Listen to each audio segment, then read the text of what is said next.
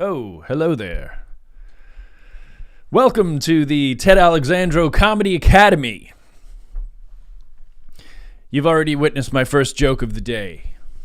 My somewhat startled bemusement at finding myself back in academia. The halls of the hallowed halls of the Ted Alexandro Comedy Academy. Welcome back, one and all, to our final class, master class of the year, 2020. It has been a year of surprises, a year of ups, downs, and further downs. But I hope this finds you well, and I hope you are doing all that you must to plow ahead, friends. And if you're here, that's a good start. You're working towards something, you're working on something, and that's always good.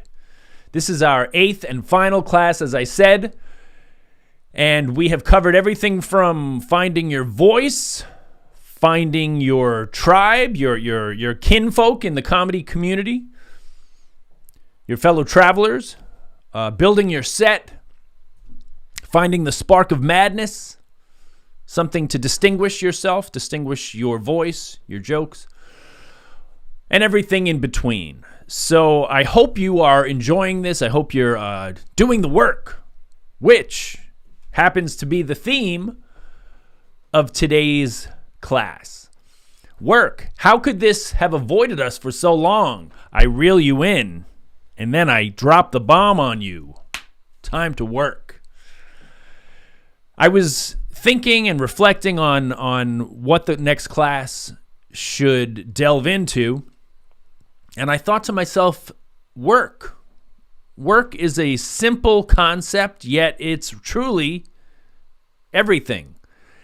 And certainly I've talked about the work throughout these, has it been 7 so far? This is the 8th? Yes, I believe I said that. I'm not good with numbers. So this theme has come up, but I specifically want to delve into work today. And perhaps it's a good theme to propel you into 2021, into the new year. Because, the end of a year, the beginning of a new year, it's always a good time to take stock and to set new goals and to start anew with renewed vigor. So that's what this class will be hopefully doing for you, talking about work. When people think about comedy, when they think about professional comedians, oftentimes it seems very easy. It seems effortless. But your very favorite comedians, the ones who make it look easy, the ones that seem as though they're having fun, I probably don't need to tell you this, a lot of work goes into that. A lot of work goes into the finding of a voice, the honing of material, the being present in a moment so that anything that comes up, they are prepared for. Nothing really will throw him or her off. So what I'm going to encourage you to do is to step up your work ethic. Because truly, this is the thing that will separate you and separate successful comedians as they go along their path, as you go along your path. Oftentimes, when I watch my fellow comedians, we don't see each other all the time, especially this year, obviously. But in the normal flow of life, you see comedians, you see your friends, and then, you see their sets. You kind of know their signature jokes. You know the flow of their set for the most part. You know their bits. But then you see kind of a spike, if you will. You see a shift where they blossom. And it catches you off guard. And for me over the years, that's always been an inspiring thing to see, where it might even be a comedian that you really aren't like a big fan of, that it's another comedian, it's someone but you see that jump where they've gone up a level, and sometimes it even surprises you, like, oh, wow, they've made that leap. And invariably, that comes through work. It comes through work. And I know in my own experience, the times that I make that leap, that next level, just kind of, especially if you feel a plateauing of sorts, the way to jump up is to work. Step up your work ethic. If you haven't been working hard, get your ass together and start working hard. And if you have been, see if you can't take it up a notch from where you are. There's always room to work, And I realize there's an ebb and flow to things. You can't have a singular focus all the time. But I do remember times where I really put in the work, and it always paid off. I'm going to give you a few examples throughout my career, throughout my life. The first is when I first started. When I was first starting as a solo comedian, 1994. I had been doing comedy as a duo with my best friend, Hollis James, and I was ready to kind of take the leap and to explore performing solo. I had dabbled a little bit here and there doing it, but I wanted to take the next step, as I've been talking about. And I remember making the goal of booking a set every night of the week. Filling up a calendar, and this was August of 1994. I still remember the month. I don't remember the dates, but I might still have that calendar somewhere, because I remember, this was back in the days when you would fill up a calendar instead of just putting it into your phone or whatever, or, Google Calendars. I put it on a physical calendar, probably one of those free ones that you got from a bank, something like that. And I booked a set 7 nights in a row. And I just wanted to have that goal of, like, I want to be a comedian. So if I can book, it was just like an open mic or whatever it was, 7 nights in a row. And I did that, and I performed all different venues, some were legitimate open mics, some were, just restaurants or, whatever they were. But I made that goal, and I performed 7 nights in a row. And when you get in that groove of performing 7 nights in a row, and I realize in pandemic times where we are right now, it's, a lot of this is for the future. But there's other ways for now that you can apply it, if not to physically be in a space in front of an audience. And maybe where you are, you can. So go for it. And if you can't find a space, create a space. Go to a venue and say, hey, can I create an open mic here? Or, go to a cafe, or when the circumstances allow. But what I'm saying is, for me, booking that week solid, that 7 nights in a row, that my calendar was full, and I knew I had a show that night, I knew I had a show the next night, and onward throughout the week. that for me was in a way, I felt like that was like what anointed me. Like, you're a comedian now. You booked 7 nights. It wasn't like doing one set a week or doing a show here and then I have another set 3 weeks from now. It was, I'm gonna find, and it was all over New York. Maybe I think they were mostly New York and Long Island at that point was where I booked these open mics. And they were all open mics, by the way. It wasn't like I was getting on at the Comedy Cellar. They were open mics. But it was just making the effort and making the commitment to myself and to this dream, making the commitment to do it, to be on stage 7 nights in a row. And I did it. I did those 7 nights. I did those shows. I don't remember how they went. I'm sure there were some that were great, some that were bad. Some that were decent. But when you're doing it every night, you are working that muscle. You are growing. You are adapting. I talked about reading the room in one of the classes. You are learning to read the room. You're learning to work on the fly and see what is needed in the moment, energy-wise and material-wise, and just kind of scuffling and figuring it out. That's a lot of comedy, too, especially in the early going. Figuring out everything, your voice, figuring out how you work on stage, figuring out how to command a room. So those 7 nights in a row were pivotal for me. Putting in the work. That's what we're talking about.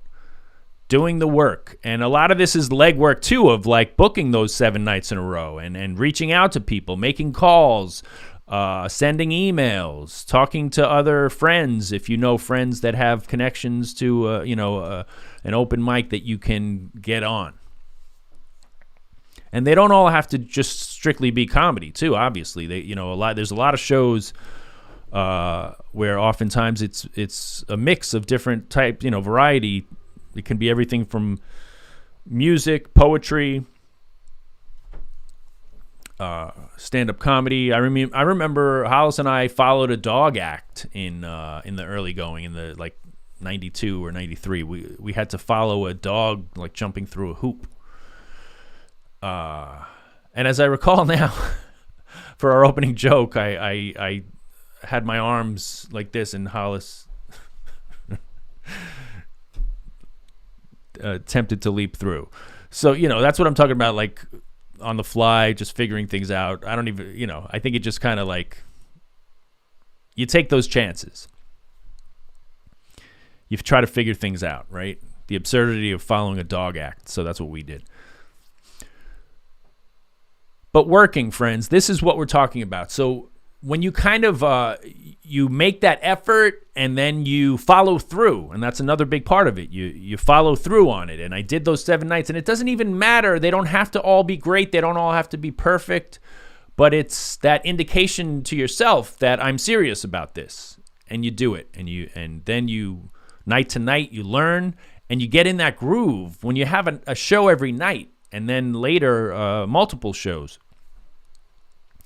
you start clicking, and you start to make that leap that I was talking about, that I'm always happy to see other comedians make, and also obviously even more so to feel myself making that leap. So that's the first example that I'll give you, and I encourage you to do that in whatever way you can.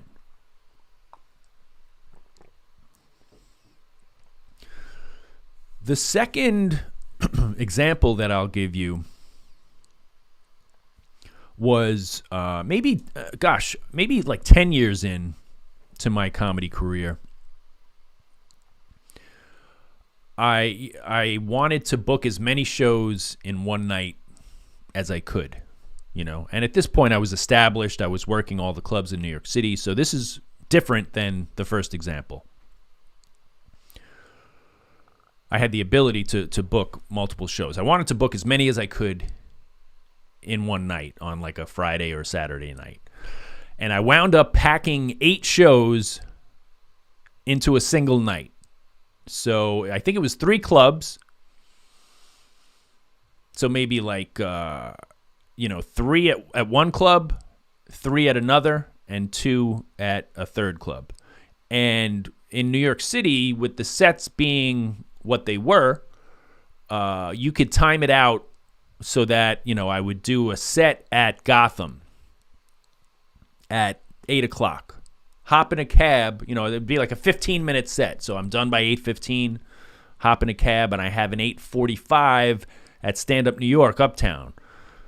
So I hop in a cab, I go up there, I do an 8:45, I'm off at 9, and then I have a 9:20 at the Broadway Comedy Club that was just not far from Stand Up New York, and on and on. So you're kind of you're bouncing back and forth. You're doing sets pretty much every like half hour to 45 minutes. And I finished sometime around 1:30 in the morning, I guess. And I did 8 sets in a single night. And that was another example of setting the goal, putting in the work. Of course, a lot of work preceded that so that I was able to do that. But doing 8 shows in a night. And I remember like towards the end of it being like so like fried of like, did I already tell this joke? And I literally said those words. Have I told this joke yet? Because you forget, like, you've done 6 or 7 sets already. You forget what you've already said. But you get into that groove again. You get into, and things start to pop, and your mind starts to, on the cab ride, you start to have other ideas and maybe a tagline. Or sometimes it happens on stage too. But for me, a lot of times, like in the cab ride, because I'm thinking about, and I'm thinking about the bits, and I'm thinking about the set list, and, your mind starts to lock in. You start to lock into a set and the rhythm of it, and the creative juices are flowing. So that was another example for me of doing the work and being in that rhythm. Now, I realize that may not be possible for everyone or for many people. But whatever that next step is for you, even if it's like I said, doing a set every night of the week or booking 2 sets in a night, whatever gets you out of your comfort zone. If you're used to doing 1 show a week, step it up to 2. If you're used to doing 15-minute sets, try to do a 20 or 25-minute set. Whatever gets you out of your comfort zone and scares you a little bit or challenges you, that's a good thing. That can kind of inspire you to work harder and inspire you to do things differently.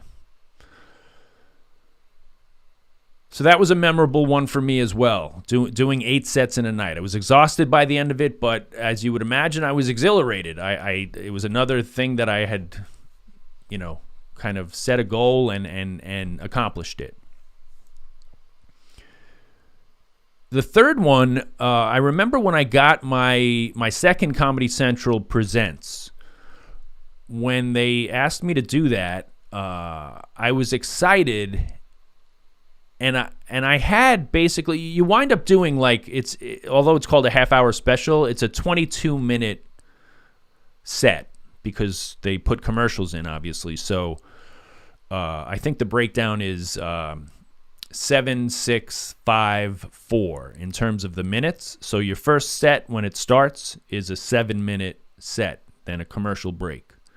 You come back 6 minutes. So that's the breakdown of the micro sets you're doing, although it's obviously one performance in front of a crowd. That's the breakdown of those kind of subsets within the half hour with the commercial breaks. So when I got that second one, I had the half hour ready, but I kind of I had about 3 months from the time they gave me the half hour until filming. So I gave myself the challenge of working between the date that I got it and the date that it was going to be shot. I said, I've got 3 months. I'm going to write every single day. I'm going to perform as much as I can between now and then and see if I can get another 5 minutes that I love, even if I get one joke that I love out of it. I knew I had the time already to do the special, but let me just really work in these 3 months and push myself. So I wound up getting like another 10 minutes or so that I really liked. A lot of it was topical, which in retrospect, like Comedy Central didn't love topical stuff as far as like playing specials over and over and over again because, a year later it would be dated, or 2 years later or 3, whatever, as opposed to something evergreen that doesn't reference anything, timely, specific to a year. But that never entered my mind as far as like if I'm creating stuff and writing stuff. And plus, it doesn't matter financially for comedians. You just get paid what you get paid for the special, and then it's theirs. They can run it 1,000 times or they can run it once and you get paid the same. But my interest was to create a special, a half hour, 22 minutes, that I was proud of, that I loved, that represented where I was at that time in 2000. I can't remember if it was 4 or 5. So I did that. And I remember I would wake up as early as like 6 o'clock in the morning sometimes, just to shift up, like I'm talking about, shift up the way you do things, shift up when you do things. And I also worked out. I'd go to the gym. I'd go for a run. Getting your physical instrument prepared as well, because as I've talked about many times, for comedians, our instrument is our body, our physical vessel. So, and our minds, obviously. It all works in concert. So you want to be sharp mentally. You want to take care of yourself, get your sleep, work out, have your body in proper working order, that you feel good, because you'll never regret feeling good, right? You'll never regret being prepared. So I put that work in, and as I say, I probably wound up getting an additional, I can't remember how much of that made it into it, but I'm going to say at least 5 minutes. I probably wrote like 10 that I liked, but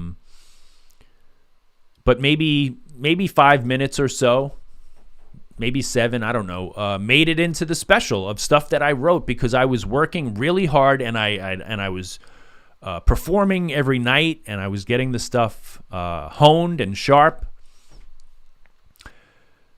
So I was proud of that. I was proud that in that 3-month period, it wasn't like I just rested on my laurels and said like, okay, I've got the set, I've got the, the special, I'll just run this same set for the next, 90 days. I worked. And so the set wound up evolving and morphing a little bit and changing, and I was proud of that, and I still am. So, that's another example. Those are 3 different examples for you of in my career of, specific times of working.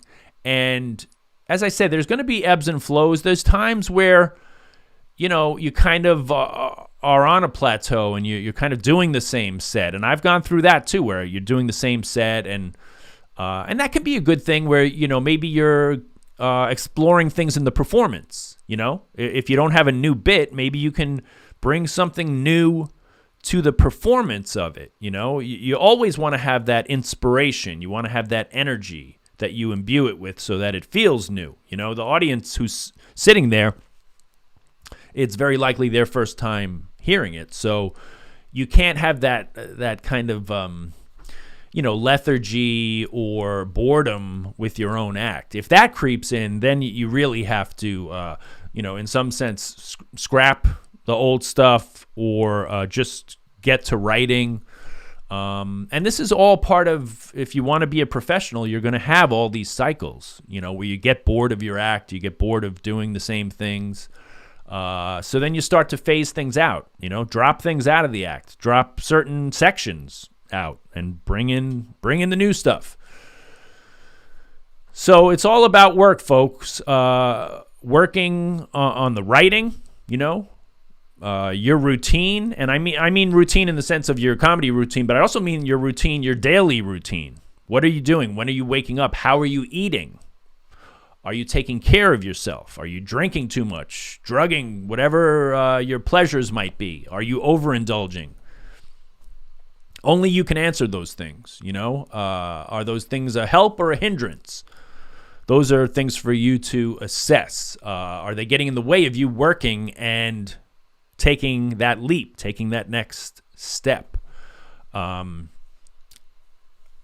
think immersing yourself is always how that next leap occurs. Immersing yourself in your work, immersing yourself in the scene, even just, for me, consuming comedy, being there. I remember watching Dave Attell night after night, and that was like a master class in itself. Watching Dave work in the Comedy Cellar, always had new stuff. Never did the same set twice. It was, the guy's a genius. It was, he's a special person.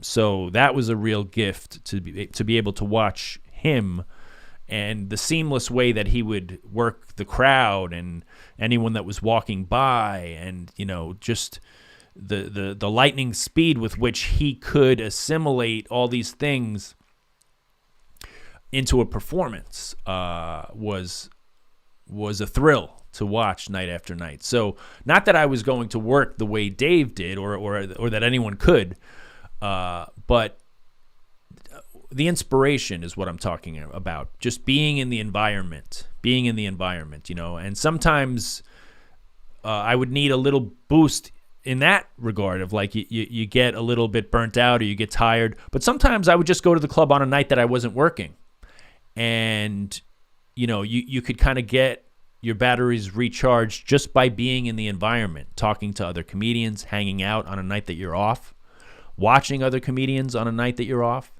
seeing people that are inspired, whether it's Dave Attell or just someone, it could be anyone. It could be anyone on any given night that you watch them and they surprise you, they inspire you. And that's so much of the ecosystem of comedy. There is a kind of interconnectedness, interdependence on one another for that inspiration, and different people will provide it at different times because they are doing the work. So this is what I encourage all of you to do. Assess how you have been working and determine ways that you can improve.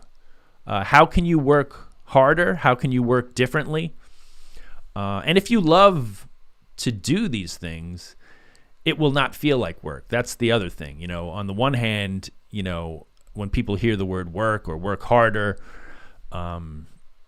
there can be a certain association with it, and people might fear it in some sense, or there might be a resistance. But when it's something that you love and something that inspires you, and having those goals laid out, when you get to the other side of it, whether it was that week where I said I'm gonna work every night of the week, when you get to the other side of it, or the night I did eight shows in one night, when you finish it, there's an exhilaration and a sense of accomplishment. Or the time when I worked for 90 days to prepare for my special, and that's a big deal. Obviously, that's not just working with a small goal. That was a big deal. But this can apply to anything, any small goal. Set a goal where 30 days from now you're gonna tape a 15-minute set, or you're gonna tape, whatever it might be, whatever the goal that feels right for you is, and work for that period of time, because when you get on the other side of that, you're going to feel a sense of exhilaration, a sense of relief, a sense of pride, and you can't maintain that all the time. As I said, there's an ebb and flow. But dig in so you have those periods that, 10 years from now, 20 years from now, you can look back and say, I have those distinct. I remember working my ass off that period of time. You know, you're going to be working all the time if you're a comedian or just in life, obviously. But specific to comedy, you're going to be working all the time, but you're going to have those spikes where you can look back and say, you know what? I'm proud of myself. I did the work and I made a leap. So that is my wish for you, friends. Do the work, make a leap, see improvement, and feel a sense of satisfaction and pride in the work that you do. Wishing you well, always, but especially in the upcoming year, 2021. I hope that it brings you bountiful laughs and joy and work that you can be proud of. Thanks so much, everybody. Happy New Year. And I will see you next year. Until then, friends, be well. Thank you.